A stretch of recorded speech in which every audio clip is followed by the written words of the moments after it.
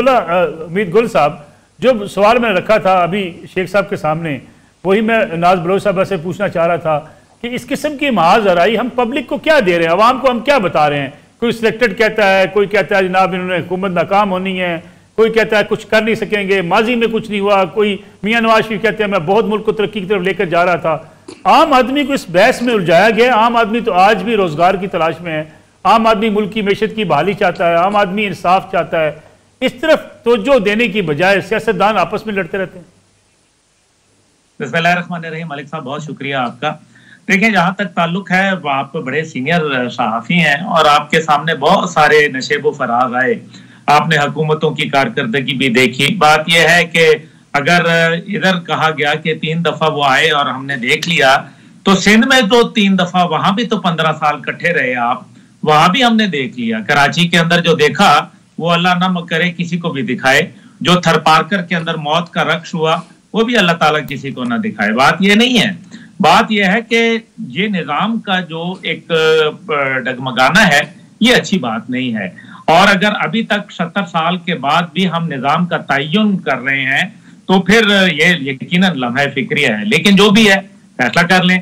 दूसरी बात यह है कि सिलेक्टेड, मेरे ख्याल में किसी को कहना या महाज आराई की सियासत, पाकिस्तान महाज आराई का इस टाइम पे मुतहम्मल नहीं हो सकता। ये ना सियासी पार्टियों को सूट करेगा और ना ही जो है वो ये सिस्टम को सूट करेगा और ना ही पाकिस्तान के हवाले से कोई खैर का कलमा होगा। क्योंकि अगर अभी इस टाइम पे सिस्टम को डगमगाया, गो कि मैं इस सिस्टम के खिलाफ हूं, तो फिर बहुत मामलात जो है वो पेचीदा हो जाएंगे। क्योंकि मुल्क को सिक्योरिटी सूरत हाल का चैलेंज है। 60% बकौल निगरान वजीर आजम साहब के हमारे जो सिक्योरिटी मामलात हैं उनके अंदर अबतरी आई है। और दूसरी तरफ सिलेक्टेड देखे ना, अभी जो इनके नाना थे वो क्या अयूब खान साहब को क्या लिखते थे और उनकी काबीना में क्या थे, तो फिर वो कैसे आए थे। मतलब ना बात करें माजी के, अगर हम झरोकों के अंदर जाएंगे तो उसके अंदर कुछ भी नहीं मिलेगा।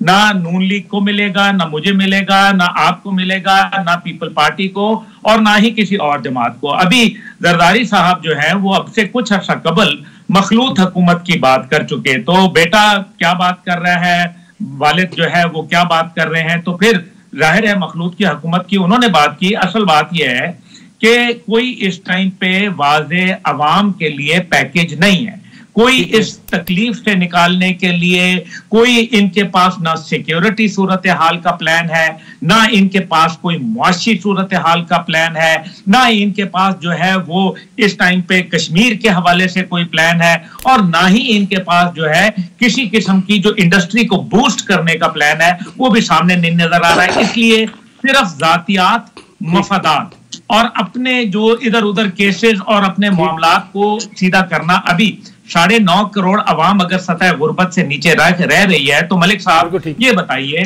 कि पहली हुकूमत जो पीपल्स पार्टी की आई उसकी परफॉर्मेंस अच्छी थी या आखिरी वाली की? तो पहली की अच्छी थी, तो फिर बतदरीज कमी क्यों आई? इसी तरीके से मुस्लिम लीग की जो पहली हुकूमत थी उसकी परफॉर्मेंस ज्यादा बेहतर थी बनिस्बत के उसकी तीसरी हुकूमत, और फिर जो मुश्तरका हुकूमत पीडीएम की शक्ल में आई उसने तो मेरे ख्याल में कौम की चीखें निकलवा दी। और उस दौरान में जो पीटीआई की हुकूमत आई वो तो मेरे ख्याल में उसके ऊपर क्या बात आदमी करे, वो तो अपने ही मुल्क के जो है वो वैरी हो गए। तो मकसद ये है कि इस टाइम पे मेहरबानी करके एक ऐसी फिजा कायम करें जिसके अंदर महाज आराई ना हो, बल्कि एक ऐसा सिस्टम हो जिससे अवाम को रिलीफ मिले, वरना ये अवाम आपको उठा के बाहर फेंक देगी। ठीक है नाज बलोच साहब, महाज आराई के खिलाफ पीपल्स पार्टी की तकारीर हैं, आपके बयानात हैं, और जब इमरान खान साहब हुकूमत में थे एक बड़ा इल्ज़ाम मुस्लिम लीग नवाज और पीपल्स पार्टी यही लगाया करती थी कि इमरान खान साहब महाज आराई छोड़ें और मुल्क के लिए काम करें, मुल्क की तरक्की के काम करें, तरक्याती मनसूबे लेकर आएँ। आज बिलावल भुट्टो जरदारी के जलसों में सवाए महाज आराई के कुछ नहीं है। बिस्मिल्लाहिर्रहमानिर्रहीम। नसरुल्लाह मलिक साहब, देखें बात यह है कि बिलावल भुट्टो जब बात कर रहे हैं तो वो डेफिनेटली अवाम को एक रास्ता दिखा रहे हैं और बता रहे हैं कि अवाम जो जिनको वोट करने का हक है और अवाम को वोट का हक भी देने वाले कौन है। आज पाकिस्तान की अवाम जो है, जो अभी गुफ्तगू थोड़ी देर पहले कुछ मैंने सुनी, पूरी गुफ्तगू तो मैंने नहीं सुनी, लेकिन इस बात से कौन डिनाई कर सकता है कि शहीद जुल्फिकार अली भुट्टो ने ही पाकिस्तान के हर आम और खास को पासपोर्ट तक का हक दिलवाया, वरना इससे पहले पासपोर्ट तो लग्जरी हुआ करता था। आईने पाकिस्तान जुल्फिकार अली भुट्टो ने दिया, वो तो शायद किसी को याद नहीं आता। बात यह है कि पाकिस्तान पीपल्स पार्टी एक जमहूरी प्रोसेस के थ्रू आने वाली पॉलिटिकल पार्टी है और बेकदर हमारी जो है कुर्बानियां हैं। इस बात में कोई, हमारे दुश्मन भी इस बात से अग्री करते हैं कि पीपल्स पार्टी के खून के ऊपर जो है रंग के जमहूरियत पाकिस्तान में आई है। शहीद मोहतरमा बेनजीर भुट्टो ने जब एक आमिर को ललकारा, अपनी जान की कुर्बानी देकर रेस्टोरेशन ऑफ डेमोक्रेसी के लिए वो आई और पीपल्स पार्टी ने अवाम की खिदमत करके दिखाई।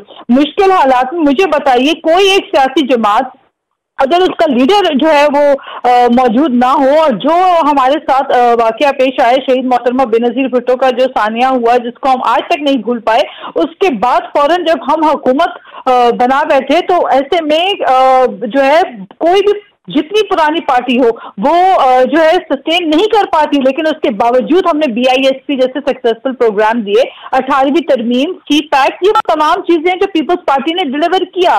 हम आम आवाम की जिंदगी में सहूलियात पैदा करके, एम्पावर करके, हम ज़राअत के ऊपर फोकस करके हम अपनी पॉलिसीज लेकर आते हैं और मईशत को सही सिमत में ले जाने के लिए हमेशा हमने एफर्ट की है। तो हमारे पास अपनी कारकर्दगी है, हम अपनी कारकर्दगी की बुनियाद के ऊपर कुछ काम करते हैं, तभी तो आप कारकर्दगी के सवाल, नाज बलोच साहब मेरा एक सवाल है कारकर्दगी के साथ। जब पीपल्स पार्टी इक्तदार में होती है, मुस्लिम लीग नवाज इक्तदार में होती हैं, दोनों एक दूसरे की तारीफें करती हैं कि जी बड़ी हम जमहूरी पार्टी हैं, हमने चार्टर ऑफ डेमोक्रेसी किया, हमने मिलजुल कर 16 माह अवाम को मुश्किलात से निकाला। इक्तदार से निकलती हैं तो मुस्लिम लीग नवाज को आप सिलेक्टेड कहते हैं, आप कहते हैं मियां नवाज शरीफ कभी मुंतखब होकर नहीं आए, हमेशा सिलेक्ट होकर आए। इक्तदार में बैठे हुए आपको ये कहने में क्या मसला था? देखिए नसरुल्लाह साहब, सियासी जमातें जब अलायंसेस फॉर्म करती हैं तो आपको याद होगा कि हम उस वक्त PDM से भी हम बाहर मौजूद थे, हम PDM का हिस्सा नहीं थे। अलबत्ता पिछली जो हुकूमत थी उसके अंदर एक अलायंस फॉर्मुलेट हुआ जिसके अंदर बिल्कुल पाकिस्तान पीपल्स पार्टी का एक कलीदी किरदार रहा और हमने मुल्क की बेहतरी के लिए ये अलायंस जो फॉर्मुलेट किया उसमें अपना हिस्सा डाला। और बात यह है कि जब ये मुश्किल वक्त जो है उससे हम बाहर निकले या उस हालात में भी जब मौजूद थे तो हम तब भी कहते थे कि हमारी सियासी इख्तिलाफात अपनी जगह मौजूद हैं। हम जब भी इलेक्शंस में जाएंगे हम अपने अपने पार्टी के मंशूर और अपने अपने ऑब्जेक्टिव्स लेकर अवाम के पास जाएंगे। हमारे अपने अपने इंतखाबी निशान है, हमारे अपने सपोर्टर, हमारे वोटर्स जो है वो मुख्तलिफ है एक दूसरे से। हमारी पार्टी की कुर्बानियां और हमारी पार्टी के साथ जो वाबस्ता लोग हैं उनकी जो वाबस्तगी है वो कोई साल, 2 साल, 10 साल, 20 साल से नहीं है। ये तो एक सिलसिला भुट्टोइज्म का जो चलता आ रहा है, जो लोगों को जुल्फिकार अली भुट्टो आज भी लोगों के दिलों में जिंदा है। आपने देखा कि आज बिलावल भुट्टो जब गए KPK में और लोअर जीर में जब वो गए तो वहां पे आपने देखा किस तरह एक बुजुर्ग शख्स ने आके अपने जज्बात का इजहार किया। उनका रोना, उनके आंसू जो है बता रहे थे कि इसीलिए उनके दिलों में शहीद मोहतरमा बेनजीर भुट्टो जो है वो आज भी जिंदा है। आज भी जुल्फिकार अली भुट्टो का वो फलसफा लोगों के दिलों में जिंदा है, जिन्होंने भुट्टो साहब को देखा, जिन्होंने बीवी शहीद को देखा। तो हम अपनी जो पॉलिटिक्स है वो अवाम के लिए करते हैं और हमें जरूरत नहीं है, हमें हमारा अपना एक सियासी कद है, हमारा अपना एक स्ट्रक्चर है।